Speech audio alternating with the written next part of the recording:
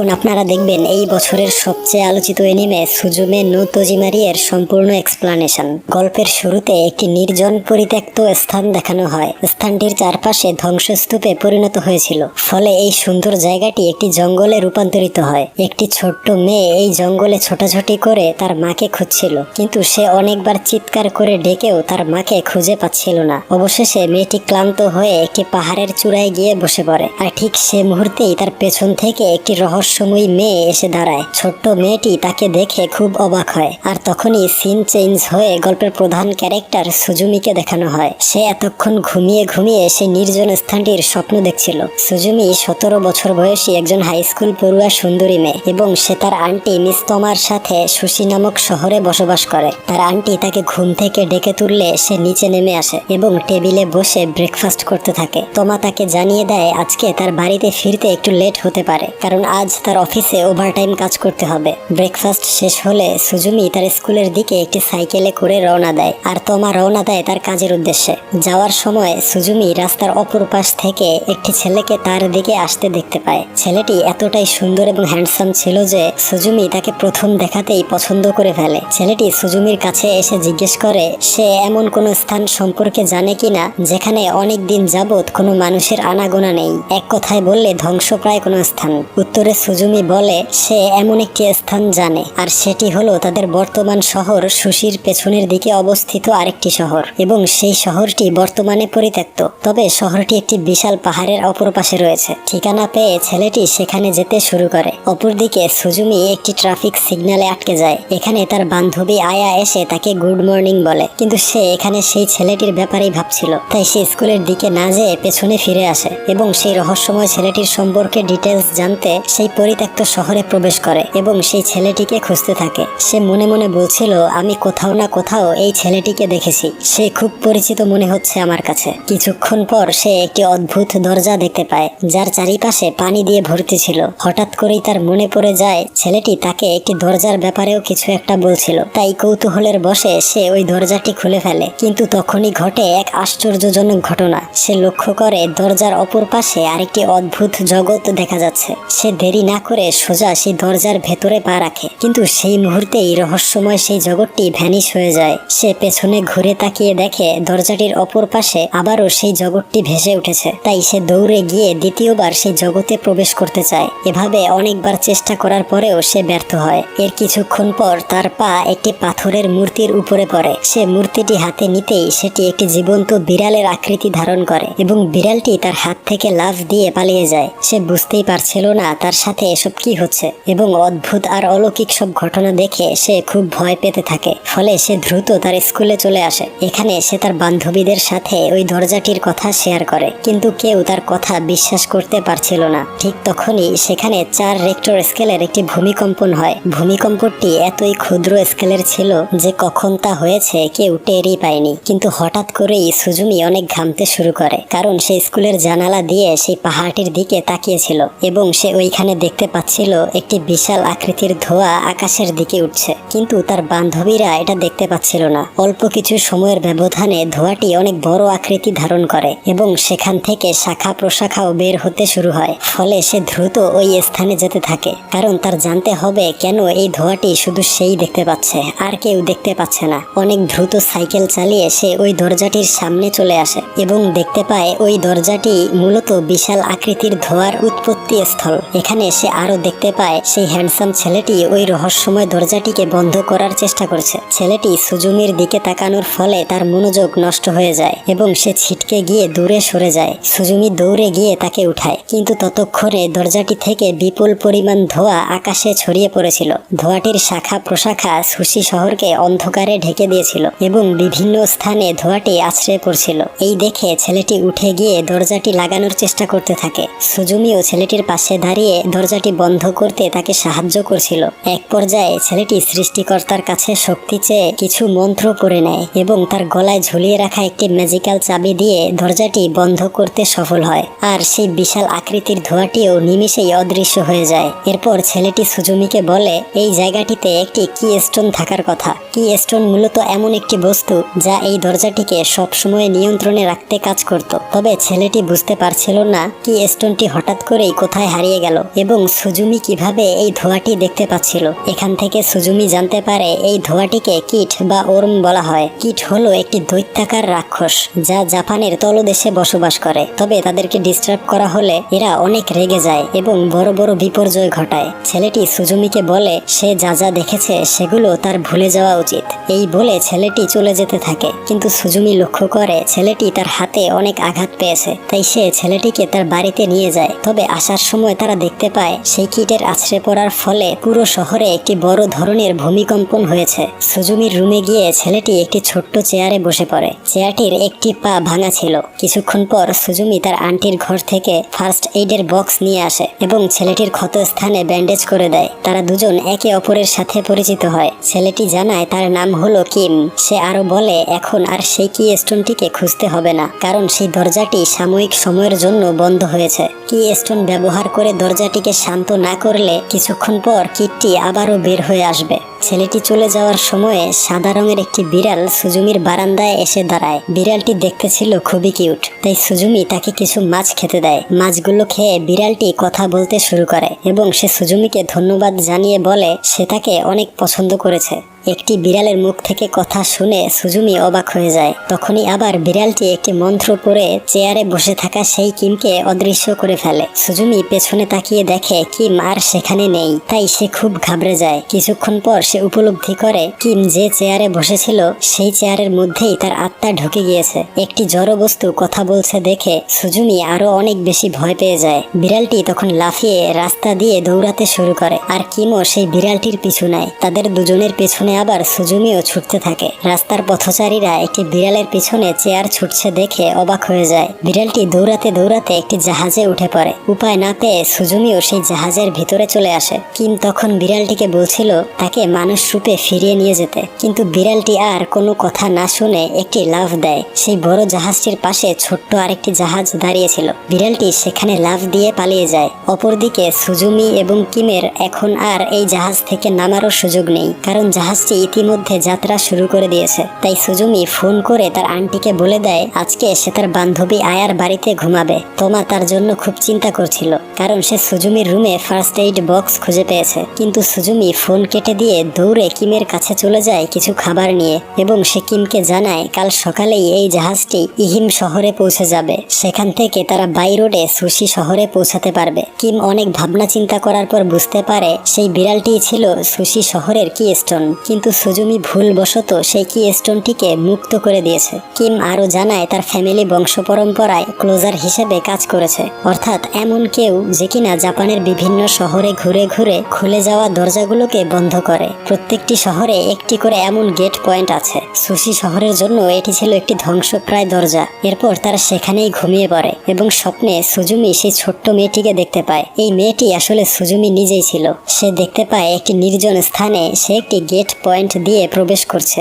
সকালবেলা তারা ইহিম শহরে পৌঁছে যায়। সুজুমি ইনস্টাগ্রাম চেক করে দেখতে পায় সেই বিড়ালটি সাধারণ জনগণের মাঝে অনেক ফেমাস হয়ে গিয়েছে। সবাই বিড়ালটির ছবি তুলে ইনস্টাগ্রামে পোস্ট করছে, আর এই বিড়ালটির নাম রাখা হয়েছে ডাইজিং। কিম ডাইজিং এর অবস্থান চিহ্নিত করতে পেরে সেখানে যাওয়ার জন্য ছুটতে থাকে, কিন্তু সুজুমিও তার সাথে যাওয়ার ইচ্ছা প্রকাশ করে। এর কারণ কিম এখন একটি চেয়ারের আকৃতিতে আছে, তাই তার অনেক বিপদ হতে পারে। তারা ট্রেনে করে একটি ফার্মের দিকে যাওয়া শুরু করে, কারণ ডাইজিংকে শেষবার সেখানেই দেখা গিয়েছে। তারা ট্রেন থেকে নেমে রাস্তা দিয়ে হেঁটে যেতে থাকে। ঠিক সেই মুহূর্তেই চিকু নামের একটি মেয়ের কিছু ফল রাস্তায় পড়ে যায়। ফলগুলো রাস্তা দিয়ে গড়িয়ে নিচে চলে যাচ্ছিল। তখনই সুজুমি সেই ফলগুলো আটকে দিয়ে চিকুকে সাহায্য করে। এরপর তারা একে অপরের সাথে পরিচিত হয়। তখনই আবার সুজুমি আর কিম দেখতে পায় একটি পাহাড় থেকে সেই কিট বের হচ্ছে। তারা দুজনেই প্রচন্ড ঘাবড়ে যায় এবং চিকুর স্কুটিতে করে সেই কিটটির দিকে যাওয়া শুরু করে। চিকু তাকে জানায় তারা যেখানে যাচ্ছে সেখানে একটি স্কুল ছিল,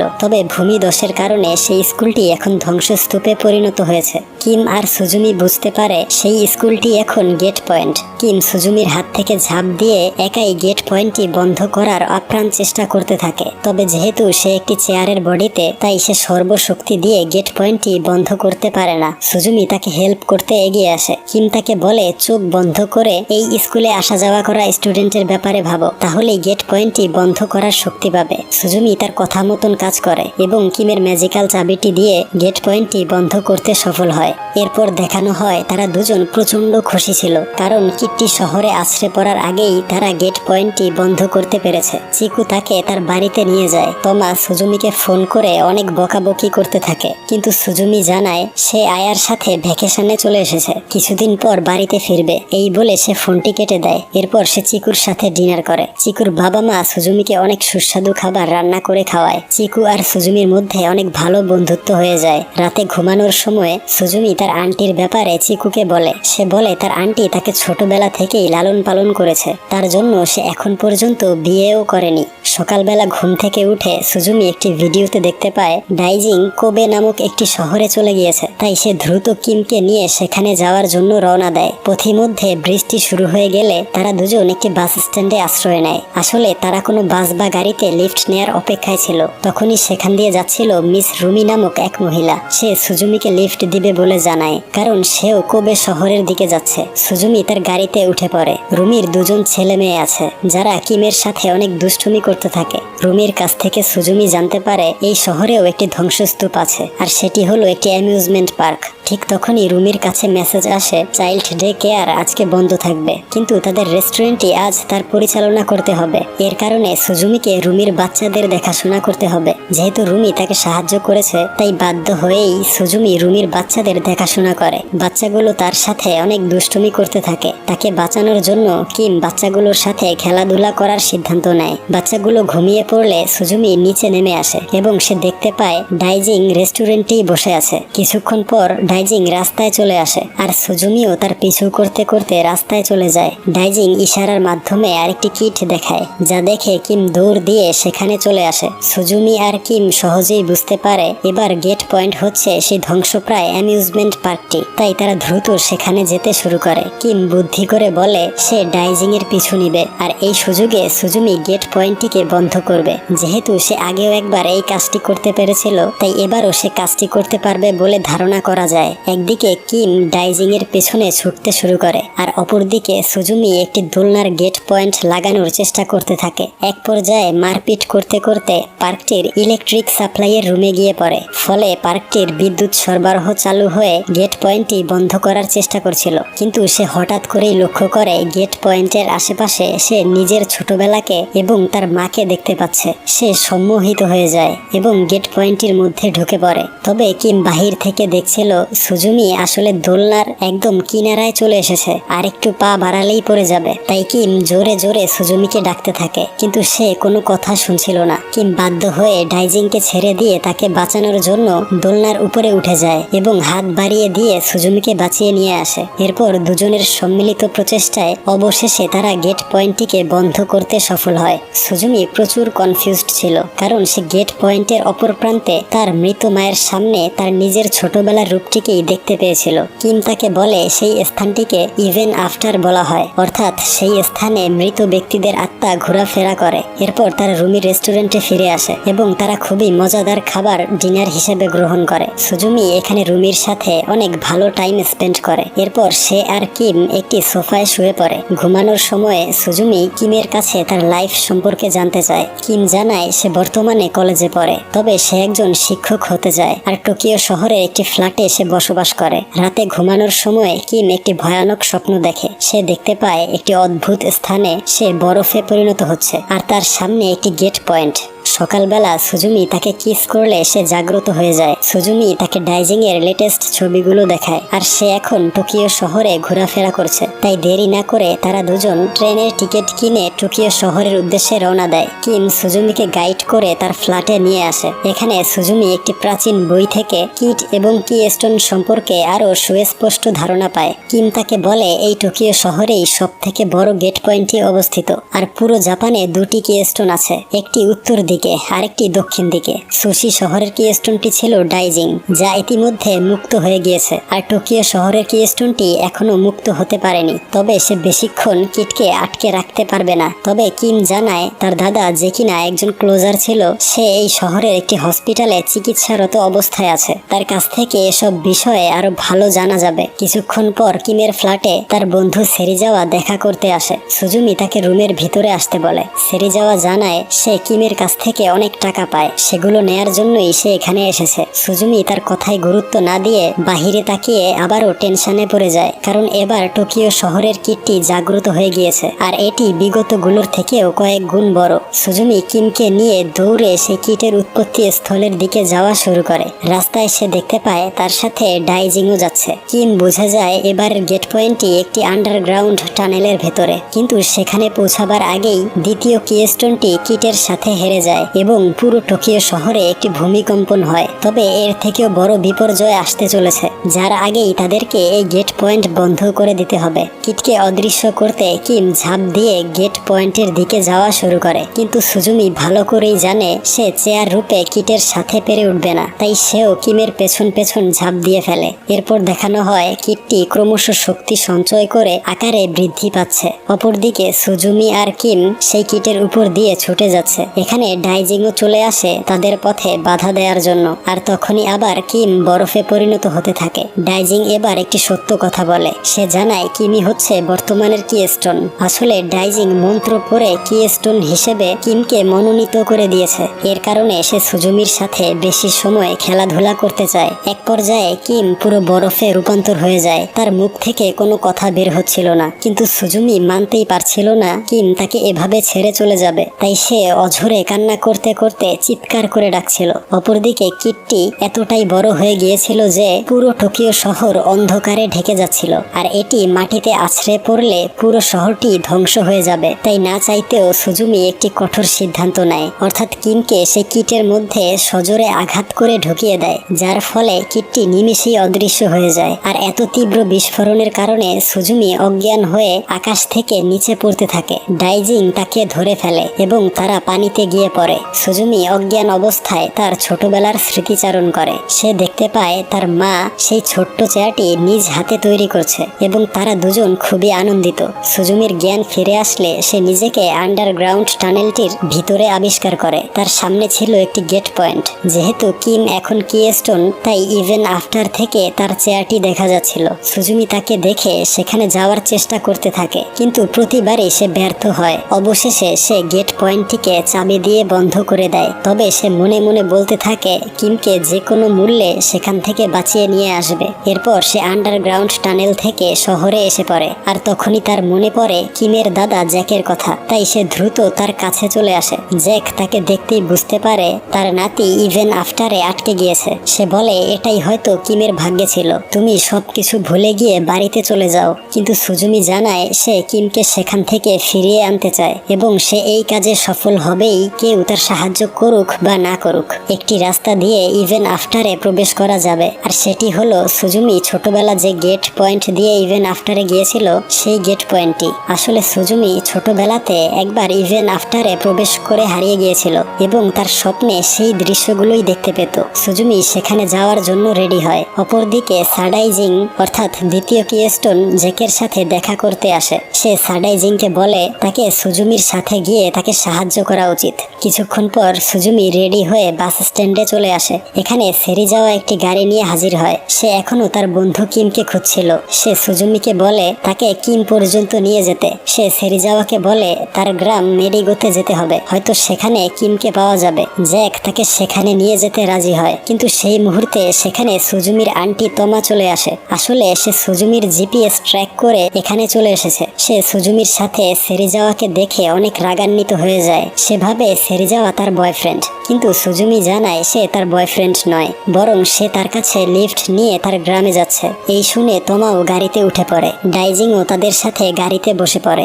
সুজুমি খুব ক্লান্ত থাকায় সে গাড়িতেই ঘুমিয়ে পড়ে। তমা সেরিজাওয়ার সাথে গল্প গুজব করতে থাকে। সে বলে সুজুমি যখন অনেক ছোট ছিল তখন তার মা অনাকাঙ্ক্ষিতভাবে মৃত্যুবরণ করে, কিন্তু সুজুমি সেটা মেনে নিতে পারছিল না। তাই সে চারদিকে তার মাকে খুঁজে বেড়াচ্ছিল। এভাবে খুঁজতে খুঁজতে সুজুমি কিছু সময়ের জন্য হারিয়ে যায় এবং তমা তাকে খুঁজে পেয়ে তখন থেকেই নিজের মেয়ের মতন লালন পালন করছে। কিছু দূর এভাবে যাওয়ার পর বৃষ্টি হয়। সেরিজাওয়া গাড়িটি পার্ক করে একটি রেস্টুরেন্টে গিয়ে নাস্তা করতে থাকে। তমাও তার সাথে খাবার খেতে গাড়ি থেকে নেমেছিল।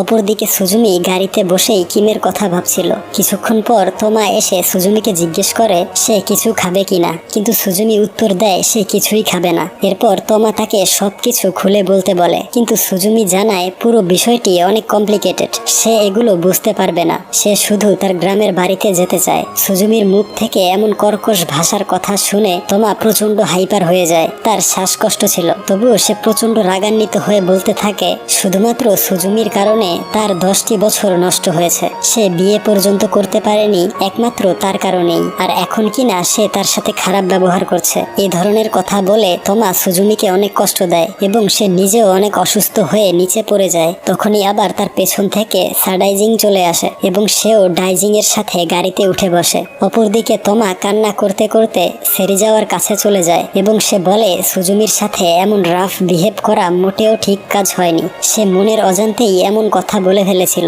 তার কান্না দেখে সেরিজাওয়া তাকে জড়িয়ে ধরে সান্ত্বনা দেয়। এরপর তারা আবারও গন্তব্যের উদ্দেশ্যে রওনা দেয়। কিছুক্ষণ এভাবে শান্তশিষ্টভাবে যাওয়ার পর তাদের গাড়িটি একটি খাদের মধ্যে পড়ে যায়, কিন্তু সুজুমি উপলব্ধি করে তার বসে থাকলে চলবে না, তাই সে পাশেই পড়ে থাকা একটি সাইকেল উঠিয়ে নেয়। তখনই আবার তোমা সেই সাইকেলটি চালাতে শুরু করে, কারণ সে এখন সুজুমিকে সাপোর্ট করবে। সাইকেলে করে যাওয়ার সময় তোমা তাকে সরি বলে, কারণ সে তাকে অনেক অপমানজনক কথা শুনিয়েছে। সুজুমি বলে সে অতটাও কষ্ট পায়নি, কারণ তোমা সত্যি অনেক স্ট্রাগল করেছে তাকে বড় করে তুলতে। এখানে তারা দুজন তাদের মধ্যকার ঝামেলা মিটিয়ে নেয়। কিছুক্ষণ পর তারা সুজুমির গ্রামের বাড়িতে পৌঁছে যায়। বর্তমানে এখানে কেউ থাকে না। সুজুমি একটি স্থানে গিয়ে খুঁড়তে শুরু করে, আর মাটির নিচ থেকে একটি স্টিলের বক্স বের হয়ে আসে। এটি সুজুমি ছোটবেলাতে এখানে রেখে গিয়েছিল। সুজুমি বক্সটি থেকে একটি ডায়েরি বের করে। সে প্রতিদিন কি করত তার সবটাই এখানে লিখে রাখত। ডায়েরিতে সে একটি ড্রয়িং দেখতে পায়, যেখানে পূর্ণিমার চাঁদের নিচে সেই গেট পয়েন্টটি রাখা ছিল, যেটা ব্যবহার করে সে ইভেন আফটারে প্রবেশ করেছিল। সে দৌড়ে সেই চাঁদের নিচে এসে পড়ে। ডাইজিং তাকে সেই গেট পয়েন্টটি দেখিয়ে দেয়। এরপর সে দরজাটি উঠিয়ে দাঁড় করায় এবং সেটি খুলে ইভেন আফটারের মধ্যে ঝাঁপ দিয়ে বসে। ভিতরে ঢুকে সে দেখতে পায় বৃহৎ আকৃতির কিট। সে যেই গেট পয়েন্ট দিয়ে ভেতরে আসলো সেখান দিয়ে বের হওয়ার জন্য প্রস্তুতি নিচ্ছে। তখনই সাডাইজিং তার রূপ পরিবর্তন করে অনেক বড় সিংহের মতন দেখতে একটি জঙ্গলি পশুতে রূপান্তর হয়। সাডাইজিং কিটের সাথে লড়াই করতে থাকে, আর সুজুমি দেখতে পায় একটি স্থানে কিম দাঁড়িয়ে আছে, তাই সে উপর থেকেই ঝাঁপ দিয়ে বসে কিম পর্যন্ত পৌঁছাতে। ডাইজিং এর সহায়তায় সে এত উপর থেকে পড়েও কোনো আঘাত পায় না। এরপর সে দৌড়ে কিমের দিকে যাওয়া শুরু করে এবং সেখানে পৌঁছে কিমকে সেই স্থান থেকে সরানোর চেষ্টা করতে থাকে। ডাইজিংও চেয়ারটিকে সরানোর চেষ্টা করছিল এবং সে সুজুমিকে জানায় যদি সে তাকে এখান থেকে সরিয়ে ফেলে তাহলে তাকে কি স্টোন হতে হবে। সুজুমি এতে রাজি হয়। সে কিমের জন্য নিজেই কি স্টোন হতে প্রস্তুত। এরপর দেখানো হয় সুজুমি চেয়ারটি ধরে টানাটানি করছে আর তার দেহ বরফে পরিণত হচ্ছে। এখানে সুজুমি কিমের সাথে কাটানোর সুন্দর মুহূর্তগুলো কল্পনা করতে থাকে এবং তাকে জড়িয়ে ধরে অঝরে কান্না শুরু করে দেয়। এক পর্যায়ে সুজুমি তাকে কিস করে বসে। তখনই কিম তার জ্ঞান ফিরে পায় এবং দেখানো হয় কিম বরফ থেকে ধীরে ধীরে মানুষ রূপে ফিরে আসছে। সে সুজুমির হাত ধরে পয়েন্ট গেট থেকে বের হয়ে আসে এবং সেখানে একটি বিশাল বিস্ফোরণ ঘটে। সুজুমি চোখ খুলে দেখতে পায় তার সামনে কিম শুয়ে আছে, আর সে এখন মানুষ রূপে ফিরে এসেছে। এরপর সুজুমি ডাইজিংকে কোলে তুলে নেয়। সে সুজুমিকে জানায় এখন তার সময় শেষ, সে আবারও কি স্টোনে পরিণত হবে। কিছুক্ষণ পর ডাইজিং কি স্টোনে রূপান্তর হয় আর সুজুমি তাকে জড়িয়ে ধরে কান্না করতে থাকে। অপরদিকে সাডাইজিং কিটের সাথে একা লড়াই করে পেরে উঠছিল না, তাই সে ঝাঁপ দিয়ে কিমের হাতে কি স্টোন হিসেবে পড়ে যায়। এরপর একদিক থেকে সুজুমি একটি কি স্টোন দিয়ে কিটকে আঘাত করে,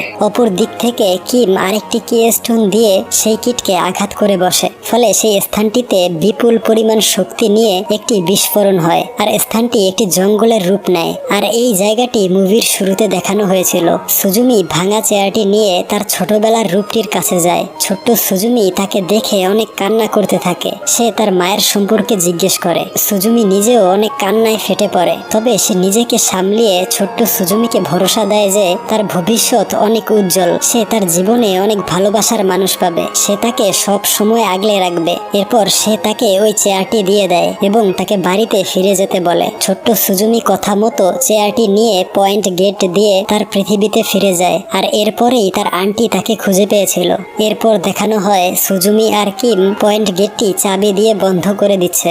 দৃশ্য পরিবর্তন হলে আমরা দেখতে পাই তোমা সেরিজাওয়ার সাথে একটি ট্রেন স্টেশনে দাঁড়িয়ে অনেক গল্প গুজব করছে। এখানে সেরিজাওয়া তাকে বলে আসলে কিম তার কাছে টাকা পাও না, সে কিমের কাছে কোনো টাকা পয়সা পায় না। অপরদিকে কিম বিদায় নিয়ে আবারও পুরো জাপান দেশ ভ্রমণে বেরিয়ে পড়ে। কারণ এখনো তার ক্লোজারের জবটি শেষ হয়নি। তাকে আরো কয়েকটি গেট পয়েন্ট বন্ধ করতে হবে। তবে সে সুজুমিকে কথা দেয় কাজ শেষ করে সে খুব দ্রুত ফিরে আসবে। এরপর তার ট্রেনটি যাত্রা শুরু করে। এভাবে বেশ কিছুদিন পার হয়ে যায়। কয়েক মাস পর সুজুমি তার সাইকেলে করে যাওয়ার সময় দেখতে পায় কিম কাজ শেষ করে ফিরে এসেছে। আর এখানেই এই অসাধারণ গল্পটির সমাপ্তি ঘটে।